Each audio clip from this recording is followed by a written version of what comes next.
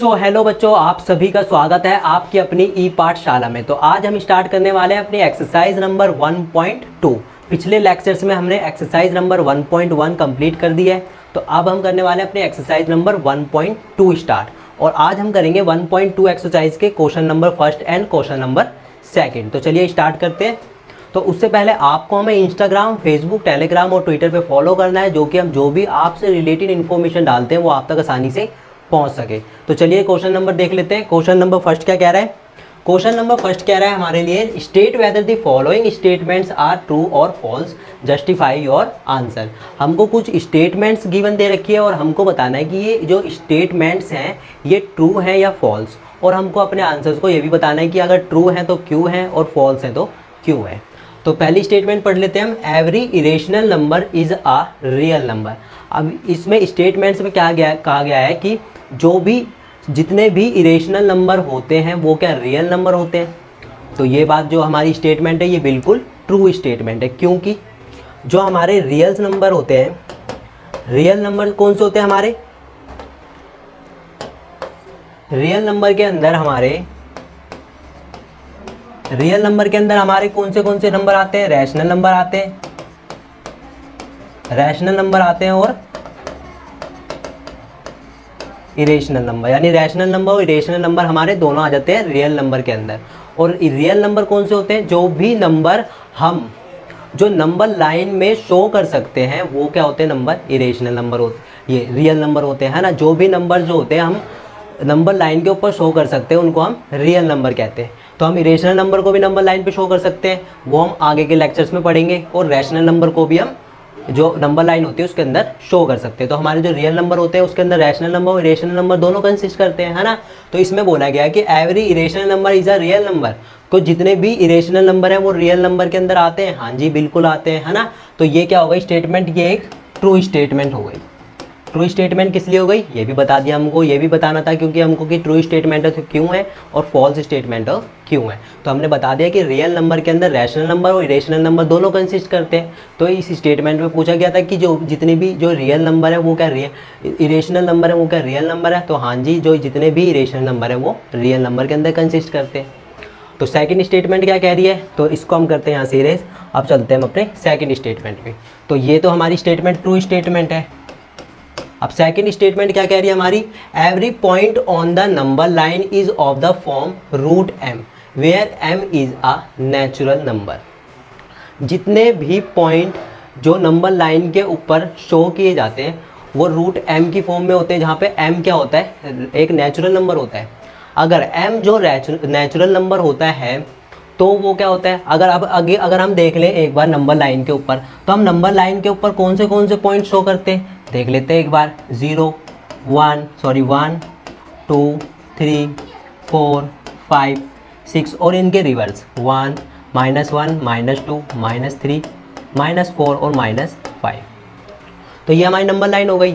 इसमें क्या हो गए? होल नंबर भी आ गए, नेचुरल नंबर भी आ गए और इनके रिवर्स भी आ गए। तो इसमें बोला गया कि every point on the number line, जितने भी पॉइंट है नंबर लाइन पे, is of the form of root M, वो रूट एम की फॉर्म में है।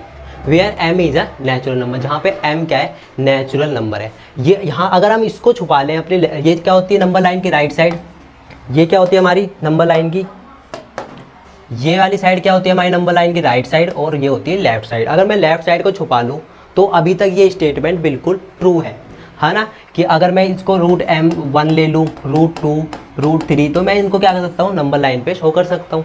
लेकिन कभी भी हम रूट के अंदर माइनस तो नहीं लेते, माइनस तो यूज़ नहीं करते। कभी भी हम -5 ऐसे तो नहीं लिखते, रूट -16 इस तरह तो हम शो नहीं करते कभी भी रूट के अंदर। तो जो ये वाली स्टेटमेंट हमारी है फॉल्स स्टेटमेंट है। क्यों?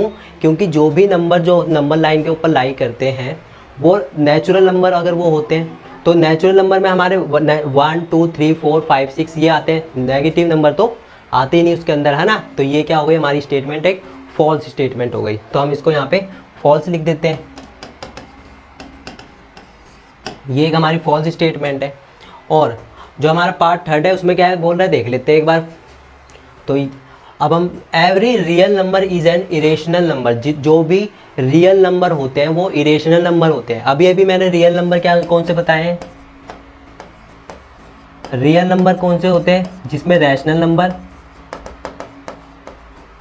नंबर और इरेशनल नंबर दोनों आते हैं, है ना।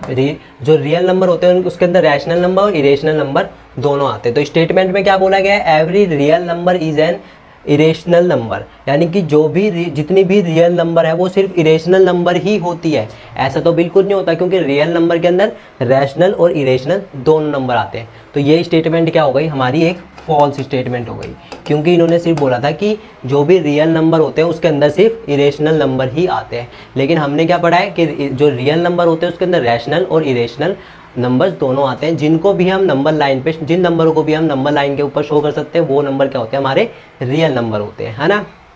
तो ये भी स्टेटमेंट हमारी एक फॉल्स स्टेटमेंट हो गई। तो इसको मैं इरेज करता हूँ। अब हम चलते हैं अब अपने नेक्स्ट क्वेश्चन पे। तो हमारा फर्स्ट क्वेश्चन कंप्लीट होता है। अब हम चलते हैं अपने सेकंड क्वेश्चन पे। तो सेकंड क्वेश्चन क्या बोल रहा है देख लेते हैं एक बार।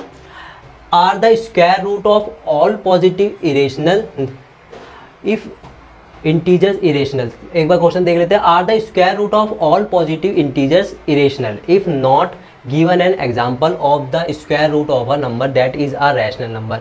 इस क्वेश्चन में बोला है जो भी पॉजिटिव इंटीजर्स, कोई भी पॉजिटिव इंटीजर्स अगर रूट के अंदर है तो वो क्या इरेशनल नंबर है। ऐसा तो नहीं होता कि इरेशनल नंबर, मैंने क्या बताए थे, इरेशनल नंबर कौन से होते हैं, इरेशनल नंबर कौन से होते हैं जो हम p/q की फॉर्म में नहीं लिख सकते। जैसे √3 हो गया, √5 हो गया, √7 हो गया, है ना, पाई हो गया। हम इनको क्या कर सकते हैं, p/q की फॉर्म में नहीं लिख सकते। लेकिन मैंने क्या बताया था, रूट के अंदर अगर प्राइम नंबर है, जिसके सिर्फ प्राइम नंबर्स कौन से होते हैं, जिनके सिर्फ दो ही फैक्टर होते हैं, एक तो 1 और एक वो नंबर खुद। जैसे मैं अगर 3 बोलूँ तो ये 3 प्राइम नंबर है, क्योंकि इसका फैक्टर क्या है 1 और 3, इसके दो ही फैक्टर है, एक तो 1 और एक ये नंबर खुद। तो मैंने क्या बताया था कि रूट के अंदर अगर कोई भी प्राइम नंबर है तो वो क्या है, इरेशनल नंबर है। क्यों है, क्योंकि उसके और प्राइम नंबर कौन से होते हैं, जिनके दो ही फैक्टर होते हैं। तो इस क्वेश्चन में बोला है कि जो भी नंबर, कोई भी नंबर अगर रूट के अंदर है तो वो क्या इरेशनल नंबर है। ऐसा तो होता ही नहीं। अगर मैं √4 लिख दूँ, √4, तो √4 क्या है, कंपोजिट नंबर है, क्योंकि 4 के क्या होते हैं, 1 भी फैक्टर होता है, 2 भी फैक्टर होता है, 4 भी फैक्टर होता है। तो ये प्राइम नंबर तो नहीं है, है ना। और 4 का रूट फैक्टर क्या होता है, 4 का स्क्वायर रूट क्या होता है, 2 होता है ना। तो हम इसको 2 को p/q की फॉर्म में लिख सकते हैं। 2 को हमने p/q की फॉर्म में लिख दिया। तो ये इरेशनल कहाँ से हुआ, क्योंकि इरेशनल नंबर तो p/q की फॉर्म में नहीं लिख सकते। तो यही बताना था हमको इस क्वेश्चन के अंदर। इस क्वेश्चन के अंदर बताना था हमको कि कोई भी नंबर जो है पॉजिटिव इंटीजर्स अगर वो रूट के अंदर है तो वो क्या इरेशनल नंबर है।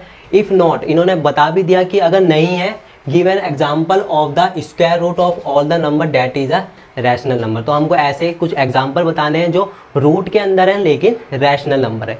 तो मैं बता देता हूँ एक बार एग्जाम्पल आपको। जैसे √4 हो गया, √4 का स्क्वायर रूट क्या होगा, 2 होगा। वैसे ही √16 हो गया, इसका स्क्वायर रूट क्या होगा, 4। और √9 हो गया, ये क्या होगा, 3। और √25 हो गया, इसका क्या हो गया, 5 स्क्वायर रूट। तो हम इसको क्या कर सकते हैं, 2 को 2/1, 4/1, 3/1 और 5/1। तो p/q की फॉर्म में हम इनको लिख सकते हैं। तो यही बताना था हमको इस क्वेश्चन के अंदर कि हर नंबर जो होता है वो रूट के अंदर वो इरेशनल नंबर नहीं होता, वो रैशनल नंबर भी होता है, जैसे हमने एग्जाम्पल बता दिए। तो इतना सा करना था इस क्वेश्चन के अंदर। बिल्कुल बेसिक सा क्वेश्चन था, जो हमारी बेसिक नॉलेज है उससे ही हमको इन क्वेश्चनों को करना था। तो ये पार्ट हमारा होता है कंप्लीट। तो इसको मैं करता हूँ इरेज। तो ये हमारा पार्ट नंबर 3 था, एक्सरसाइज नंबर 1.2 का, ये होता है कंप्लीट। ये बिल्कुल बेसिक सी एक्सरसाइज है। अब जब हम आगे चलते रहेंगे तो हमारा जो लेवल है वो थोड़ा सा बढ़ता जाएगा। तो अगर वीडियो अच्छी लगी हो तो आप हमारे चैनल को लाइक सब्सक्राइब जरूर करें। अब हम मिलते हैं नेक्स्ट पार्ट में कुछ नए क्वेश्चंस और कुछ नए कॉन्सेप्ट के साथ। तो जब तक के लिए जय हिंद, जय भारत।